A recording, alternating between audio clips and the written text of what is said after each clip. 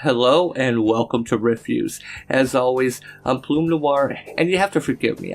As I mentioned yesterday, I'm fighting a sore throat here. I've actually been in bed most of the day here, and I had the intention of doing a review of probably Deceased number 2 tonight. But then I have to thank Lilian Halcombe. She brought this to my attention, that Chelsea Cain is getting hammered on Twitter. Apparently, after I did my video yesterday, no relation to that. It's just, it's why I missed what happened, because when I made my video, I was done and I left Twitter. But apparently, after that happened, there was a big blow up on Twitter, basically about what you're seeing on the screen right now. I mentioned in my review of Maneaters number 9 that she had placed some of the tweets, some of the negative tweets that she'd been getting into the background. And, as you can see here, I wonder if I can zoom in on this. If it'll let me zoom in here. Yeah, I guess I didn't save in a good enough resolution here, but it talks about the TERFness. And as you know, TERF is an acronym. It's, I believe, Trans Exclusionary Radical Feminism. And this is something that Chelsea has had a problem with going all the way back to the first issue of Maneaters. Because Maneaters, of course, deals with when girls get their period, they turn into werepanthers. Okay, fine. However, that wasn't good enough for the trans community. Because what about women who don't get their periods? Well, it's funny because even people like Mags Pistachio is defended Chelsea on this. But anyway, this blew up yesterday. In fact, I have to thank Lilian Halcombe. She brought this to my attention, and while I was researching this, getting ready to grab screenshots and to do this video to talk about it, as I'm recording this, it is 11:30 Eastern Time, 11:30 p.m. Eastern Time, Sunday night. It was around 11 o'clock, somewhere in the past half hour, where Chelsea Cain, as I was getting screenshots, she deleted her Twitter. Now, you're probably wondering what happened. Well, I was able to grab a few screenshots, and unfortunately, I'll probably have to go to Bleeding Cool to show some of the other screenshots, because this ended up being a story. But the long story short is the trans community turned on Chelsea, because it comes down to the whole argument about what... Oh god, I have to be careful how I phrase this because I have nothing against trans people, but when it comes down to people that are born biologically female that have periods, there is a difference between that and men who become women who wouldn't have periods. They may still have a vagina, and again, you have to be very careful in this day and age, so you're not labeled a bigot. And like I said, I have nothing against the trans community, but there is kind of a little war with the radical feminism and the trans community, hence why you have the whole TERF thing. But let's just go ahead and go on to this. Let me bring up some of the screenshots here. I'm just going to slide this up here so you can see it here. Oh, no. See, that's what happens when I do things on the fly. You see, I will try to get this out as quickly as possible. So here we have where it pretty much begins. She talks about how proud she is. I'm going to try and move this a little bit here. There we go. It starts out, Twitter, you got to read from the bottom up. She's so incredibly proud of Maneaters, of our creative team. Now, these screenshots here are what was on my screen when I was getting ready to, there goes my bird, while I was getting ready to start taking some screenshots of the responses. And I had it thankfully open in another browser window, and when her Twitter page, when she deleted it, I still had this list up, so that's where these screenshots come from. But as you see, it starts with, I'm so incredibly proud of Maneaters, of our creative team, of the 3 14-year-old girls we published. Again, the call to protect the children kind of thing. I'm grateful to have had the chance to tell this story on our own terms. It's been financially ruinous, get woke, go broke, right? And emotionally wrecking, and totally worth it. And I'm devastated that our comic has been attacked for excluding trans women because our plot involves periods. Having a period does not make a person a woman. I've had a period since I was 35. Most women don't have periods. We are girls, then we're menopausal. Okay, fine.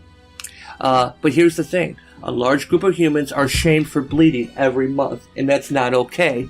And if Man-Eaters makes even a few of those humans laugh or feel empowered or feel a tiny bit less weird about a totally natural process, then we did okay. I'm with her on this. Not everything can be all-inclusive, right? Otherwise, you end up to the weird forced Burger King's Kid Club situation. As we all know, what it's like to feel like we are gross or wrong or scary. We're all humans. Man-Eaters is about what happens when you're made to feel like a monster and what happens when you refuse to accept that narrative. It's also about periods. Sorry, and good night. Okay, fine. But this was not enough. And I really wish I could have grabbed some of the responses. Lilian, I did see you responded to this. You were in one of these threads, so I just wanted to name check. I did see that. So let's go ahead. Let's go back here. Then she posts this. Me looking at Twitter. Sad puppy. I can be dumb sometimes. And like I said, this is when things were really blowing up. You can see all the comments, on these tweets here, which unfortunately I did not get screenshots of. I can be dumb sometimes. I get so defensive and self-righteous. It creates blind spots. And that's not okay. And I'm sorry. And seriously, now I'm actually going to bed. Right now. And I did read this out of order because this was actually before that. Let me make this clear. I am an idiot. I am super sorry. I'm defensive because it means so much. If you're trans and feel excluded by Man-Eaters, that's on me, not you. You're glorious and brave and gah. Thank you. I am listening. I am trying. Chelsea made the biggest mistake right now, especially with the SJW crowd. You do not apologize. I mean, I'm not saying you never apologize. I'm a firm believer. If you wrong someone, yeah, you should apologize. But with the SJW crowd, that's blood in the water. That is never good enough. What she should have said was, this is a story about girls having their periods. That's it. End of subject. If they try and say, well, what about girls who don't have periods? Well, no, it's not about them. Not everything could be about everybody. I'm sorry to say, I'm sorry that you've gone through this far in your life that you have not understood that. That you can't get that through your head. So let's go through, I think there's one more here. Yeah. She puts out this call. Would any of you be willing to be a trans sensitivity reader for our last few issues of Man-Eaters? We can't pay, but I will send you comics, and I will listen, and do my best. Reply here, and I will follow you, and then DM. Well, you can't do that, because like I said, as of about a half hour ago, she has deleted her Twitter.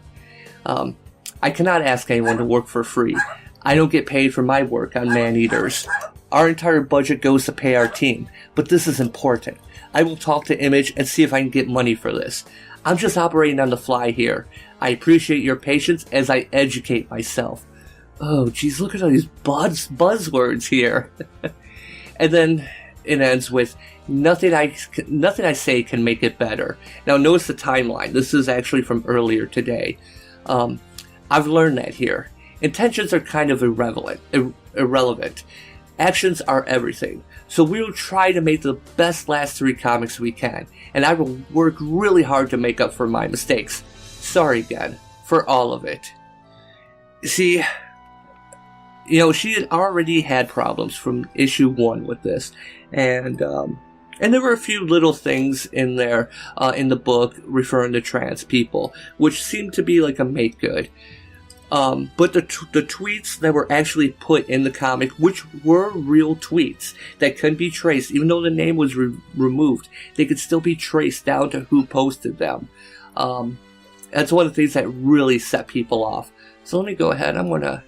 Let's get rid of some of this. And I'm going to go over to Bleeding Cool.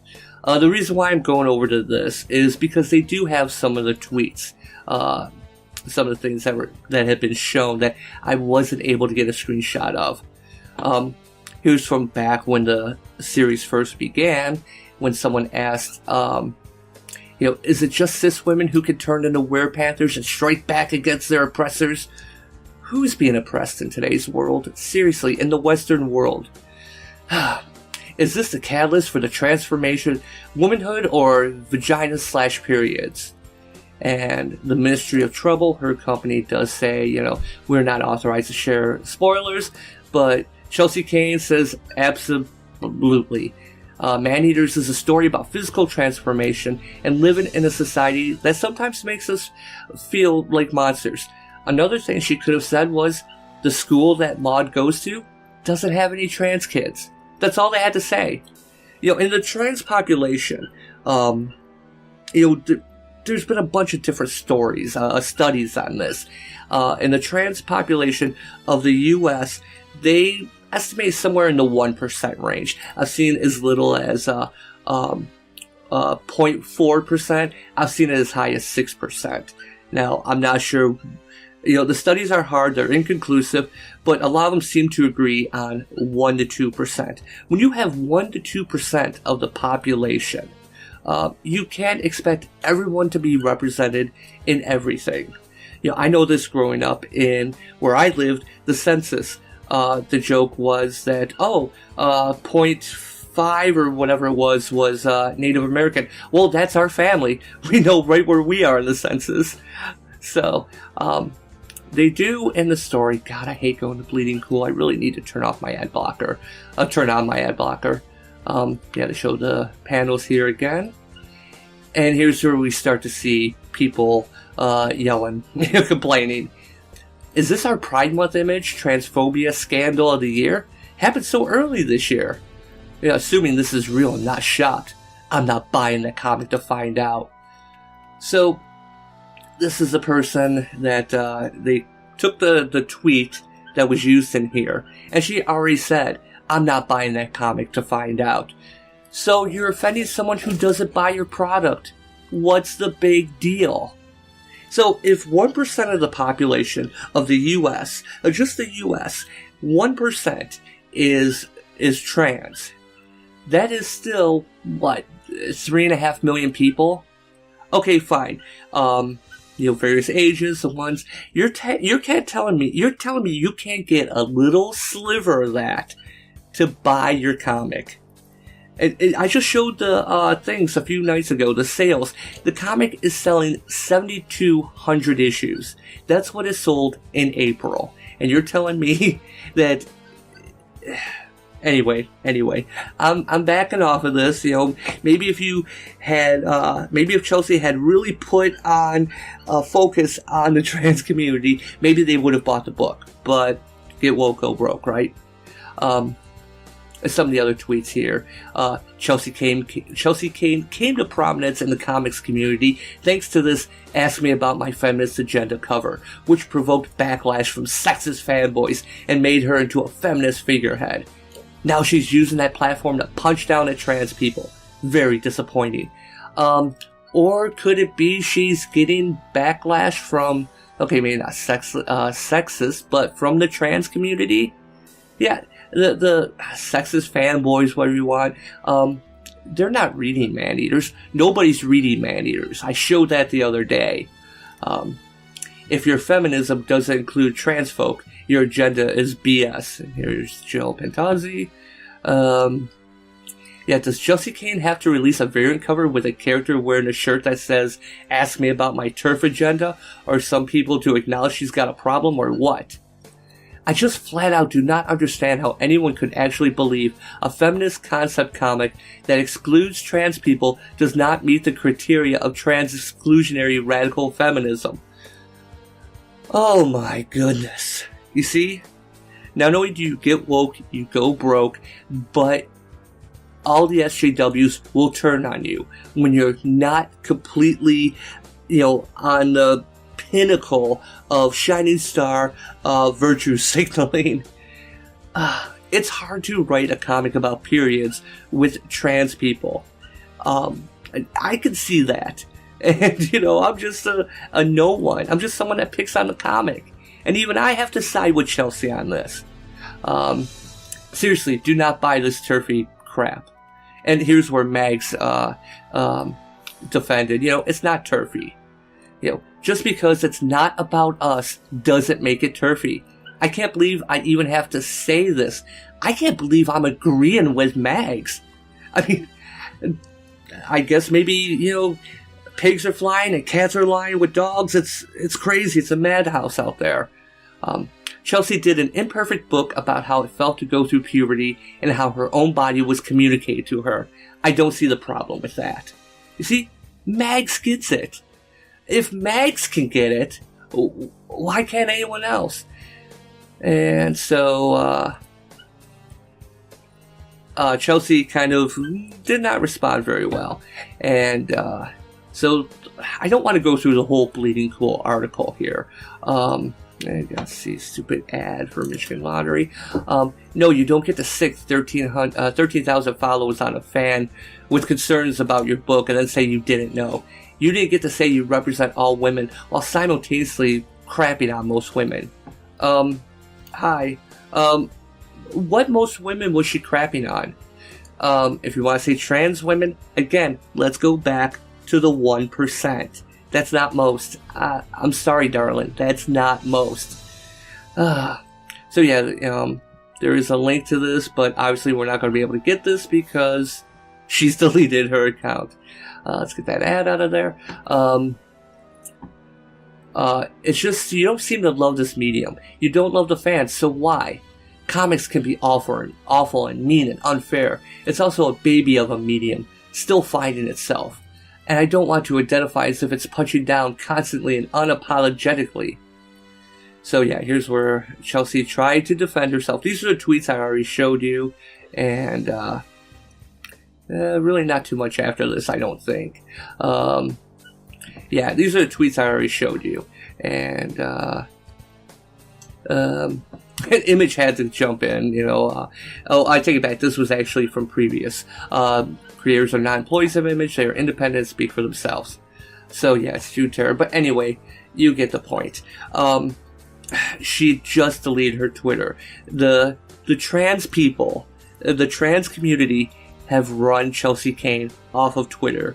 Now keep that in mind, because remember, after the whole Mockingbird thing, asked me about my feminist agenda, she left Twitter because, the sexist fanboys scared her off of Twitter. Keep that in mind, because these sexist fanboys weren't the ones going after her. It was the trans community. The trans community that is not even reading her book. So yeah, this is the latest crap storm of what happens when you go full SJW, full rad femme, and you are never good enough. Not only do you get woke and go broke, but it's never good enough. And if you apologize, it's just more blood in the water, and they keep coming after you. You saw, she even offered to have someone, let me bring this back up here. Wrong one here. Yeah, she even offered to have a trans sensitivity reader for their last few issues. Oh, we can't pay. I can't ask anyone to work for free. I don't get paid for my work. But this is important. Yeah. She is doing everything to capitulate to them, and it is not good enough. Oh, I wish I could have gotten these screenshots, because let me tell you, this one was really good. So anyway, that's all I have for this one. I ran a lot longer than I expected. I'm actually surprised my voice is still holding out here. So again, Lily, thanks for bringing this to my attention. This was very entertaining. So as always, thanks for watching, and I will see you next time.